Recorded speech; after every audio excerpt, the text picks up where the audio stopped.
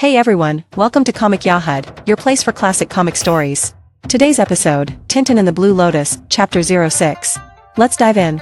As the general continues his inspection, the soldiers stand rigidly at attention, their expressions a mixture of respect and tension. The air is thick with the unspoken understanding that any mistake could lead to immediate consequences. The general walks past another guard, his stern demeanor unyielding as he maintains his authoritative presence.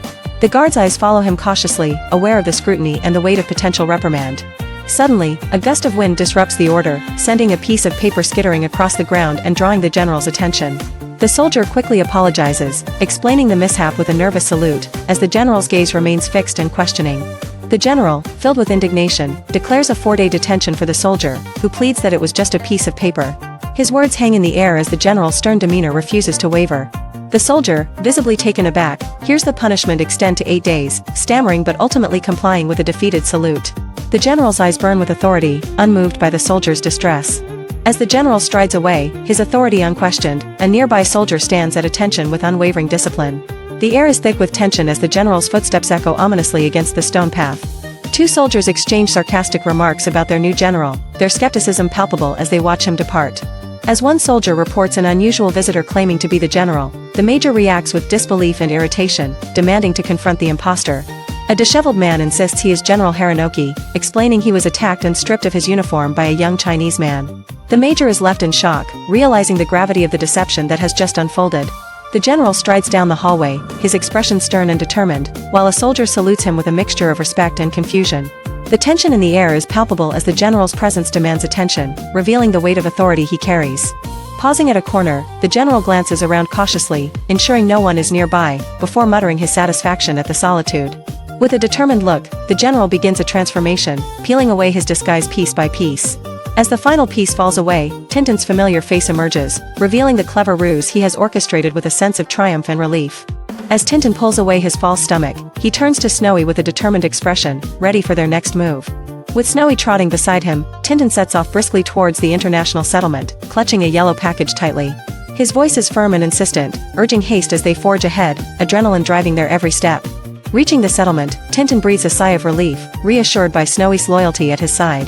Their swift journey has brought them to safety, the tension momentarily easing as they pause to regroup. Suddenly, a soldier demands Tintin's papers, causing a wave of anxiety to crash over him as Snowy looks on with concern. The unexpected confrontation adds a new layer of tension to their escape, as Tintin scrambles to comply.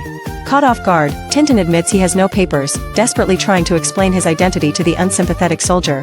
The soldier's unyielding demeanor only heightens the urgency of their predicament, pushing Tintin to find another way to prove himself. In a final plea, Tintin gestures to his appearance, hoping to sway the soldier's decision, but his efforts are met with cold rejection. The soldier's refusal leaves them with no choice but to find another path to safety, as the tension continues to mount. The tension thickens as Tintin finds himself pleading with a stern guard, who insists on the necessity of papers to proceed. The guard's unwavering stance leaves Tintin desperate, clutching his package tightly while facing the impenetrable barrier before him. The guard, indifferent to Tintin's plight, dismisses his arguments with a firm reminder of the rules, his pipe adding an air of authority. Tintin's hope dwindles as the harsh reality of his situation becomes evident. With mounting anxiety, Tintin paces away from the checkpoint, realizing the urgency of his mission as a Japanese patrol looms nearby.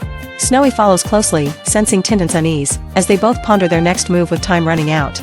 Tintin in blue suddenly stops, pointing upwards with a mixture of surprise and urgency as if he stumbled upon a crucial discovery. Two guards, puzzled by Tintin's reaction, glance upward with questioning expressions, their curiosity piqued by the invisible spectacle. Tintin in blue slips past them unnoticed, taking advantage of their distraction with a sense of urgency. Realizing they've been duped, the guards snap to attention, their faces filled with alarm as Tintin makes a swift escape on a bicycle. Tintin, who a determined glint in his eyes, pedals furiously, Snowy barking energetically at his heels as they race down the narrow street. His heart pounds with the thrill of the escape, urgency propelling him forward as the guards shout for him to stop. Inside a barrack, the guards spring into action, a sense of urgency driving them as they point and shout about the escape on the bike. Their rifles clutched tightly, they rush to pursue, the air thick with tension and the promise of a relentless chase. With a swift turn, Tintin on the bike weaves through the bustling street, colorful posters flashing by as Snowy dashes valiantly beside him. The thrill of the chase pulses through the air, each pedal stroke a step further from the pursuing guards. Determined soldiers on a motorcycle and sidecar race with urgency, their voices filled with confidence as they assure each other of capturing their target shortly. The roar of the engine echoes the tension of the chase. Meanwhile, Tintin pedals furiously down a narrow street, narrowly avoiding a pedestrian who leaps aside in alarm. The red car screeches to a halt, adding to the chaos as Snowy keeps pace with relentless loyalty. Just as Tintin veers around a corner, he loses control and crashes spectacularly onto the hood of a red truck, stars bursting around him. The impact leaves him momentarily stunned but determined to continue his daring escape. As the red truck speeds through the bustling street, Tintin clings desperately to its roof, still reeling from the crash. His resolve remains unshaken, despite the chaos swirling around him. With a determined voice, Tintin calls out to Snowy to keep pace, promising to leap to safety when the truck slows. Snowy races alongside, clutching a vital piece of evidence in his jaws. Ahead, a stern traffic officer stands firmly in the truck's path, raising his baton to bring it to a halt. Tintin senses a fleeting chance at escape as tension fills the air. In a swift movement, Tintin dives beneath the truck, narrowly avoiding detection as the officer approaches. His heart pounds as he clutches Snowy, determined to find a safe escape route. Emerging from beneath the truck, Tintin and Snowy hurry down the bustling street, passing vibrant signs and storefronts. Their pace quickens as they spot a cinema ahead, offering potential refuge from their pursuers. Tintin glances at a movie poster as they slip into the cinema's entrance, hoping to blend in with the crowd. With Snowy at his side, he feels a momentary sense of relief, though the tension of their escape still lingers. Two soldiers stand at a crossroads, puzzling over which direction Tintin might have escaped, their expressions filled with confusion and urgency. The air around them crackles with the weight of their indecision as they debate which path to pursue. Inside the dimly lit cinema, Tintin whispers to Snowy, feeling a sense of temporary safety amidst the hushed crowd. The flickering screen provides a comforting cover, as he reassures himself that their pursuers won't think to search there.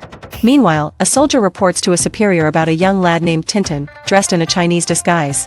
The superior, incredulous and slightly agitated, presses for confirmation, his mind racing with the implications of Tintin's presence.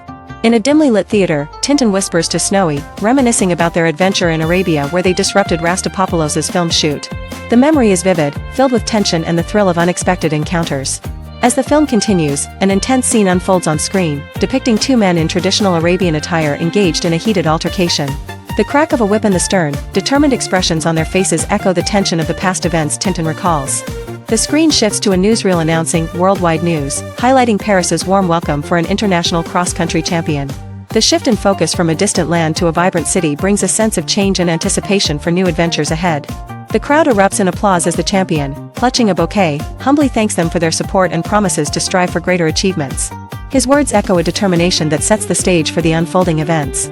The narrative shifts to the president of the Pulchardian Republic, who ceremoniously inaugurates the National Dog Show, signaling a celebration of elegance and competition. The atmosphere is filled with anticipation as spectators eagerly await the showcase of canine talents. Excitement builds among the gathered audience as dogs parade with precision, eliciting odd reactions from onlookers. In the midst of the enthusiastic crowd, Snowy begins to bark excitedly, causing Tintin to gently hush him. Meanwhile, across the world in Shanghai, Professor Feng Xiying returns from his successful lecture tour in America. Renowned as the world authority on madness, he takes a moment to relax in his serene and beautiful garden. Professor Feng sits peacefully, surrounded by the lush greenery of his exquisite garden, basking in a moment of tranquility. The calmness of the garden contrasts with the bustling excitement Tintin and Snowy experience, highlighting the diverse adventures unfolding around the globe. Tintin and Snowy sit eagerly in a darkened theater, their eyes fixed on the man they believe can cure Mr. Wang's son, as hushed whispers of excitement ripple through the audience. The tension in the air is palpable, with shushing sounds echoing around them to maintain silence. Leaving the theater, Tintin strides through the rain-soaked streets, urgency in his step as he waves to a rickshaw. The city buzzes around him, but his focus remains sharp on finding the mysterious man who holds the key to saving Mr. Wang's son. As rain pours down, Tintin engages a rickshaw puller, desperately asking if he knows where Professor Feng Xiying lives. The puller nods affirmatively, and hope flickers in Tintin's eyes as they prepare to race through the drenched streets. The rickshaw speeds through the bustling, rain-soaked streets, with Tintin and Snowy huddled inside as the driver skillfully navigates the puddles and pedestrians. Tintin's mind races with anticipation, hoping they reach Professor Feng Xiying in time. Arriving at the professor's residence, Tintin approaches the door, water dripping from his clothes, while Snowy shakes off the rain from his fur. Anxiously, Tintin knocks, hoping for a swift response that will lead them to answers. A servant opens the door, and Tintin quickly inquires about the professor's whereabouts, his voice tinged with urgency. The servant informs him that Professor Feng Xiying is not home yet but invites him to wait, offering a glimmer of relief in the storm. Tintin sits in a quiet room, his eyes shifting between a steaming cup of tea and the serene wall painting, while Snowy rests loyally beneath the table. The air is thick with anticipation as they both await Professor Feng Xiying's return, with every tick of the clock echoing their growing impatience. Time drags on relentlessly, the hands of the clock creeping forward, marking the passing hours with an oppressive weight. Each tick feels like an eternity, deepening Tintin's unease as the midnight hour approaches with no sign of the professor. The servant confides to Tintin his anxious heart, explaining that the professor promised to return by 10, but now it's well past midnight. Tintin, with concern etched across his face, urgently questions the servant about the professor's whereabouts. The servant informs Tintin that the professor attended a reception hosted by Mr. Lu Julin on the street of the Purple Mountain, prompting Tintin to decide to head there immediately. Racing against time, Tintin hurries through the dimly lit streets in a rickshaw, driven by a swift runner. The night air is tense as he makes his way towards uncovering the truth behind the professor's disappearance. As Tintin arrives, Mr. Lu Julin expresses surprise that the professor has not returned home, revealing he left with Mr. Rastapopoulos. Shocked by the revelation, Tintin urgently inquires about Rastapopoulos' whereabouts.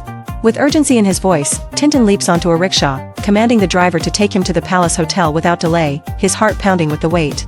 Upon reaching the hotel, Tintin knocks persistently at a door, his determination unwavering, as his mind races with thoughts of Rastapopoulos and the professor. As the door swings open, Rastapopoulos greets Tintin with feigned surprise, masking his intentions with charm as Tintin, undeterred, greets him with a polite yet probing demeanor. Tintin, with a concerned look, confronts Rastapopoulos about leaving with Professor Feng Xiying. Rastapopoulos admits he gave the professor a ride, but his curious tone hints at underlying tension. Tintin reveals that Professor Feng never made it home, casting a shadow of doubt over Rastapopoulos' story. Rastapopoulos feigns shock, emphasizing the short distance from where he dropped the professor off. As night falls, Tintin races through the dimly lit streets in a rickshaw, urgency driving him forward.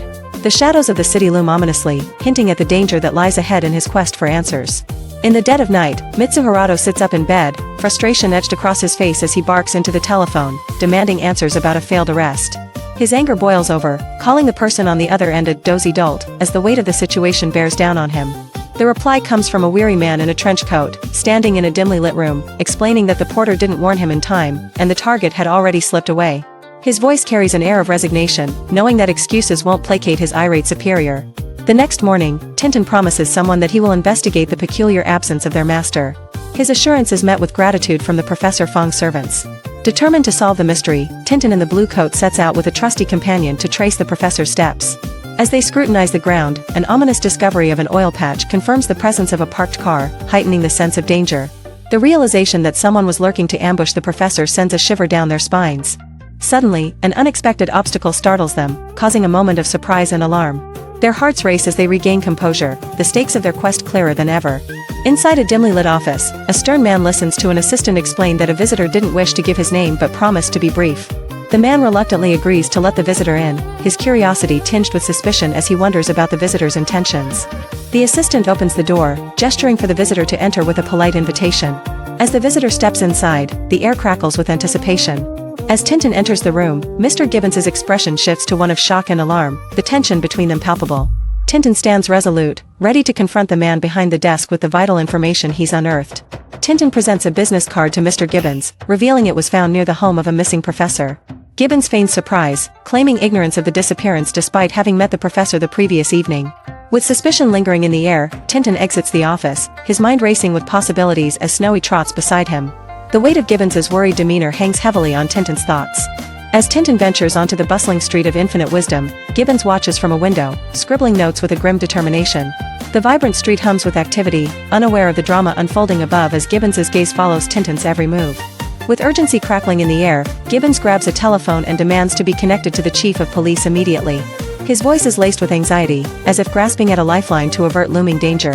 Thanks for watching Comic Yahud. Like, subscribe, and catch you in the next chapter.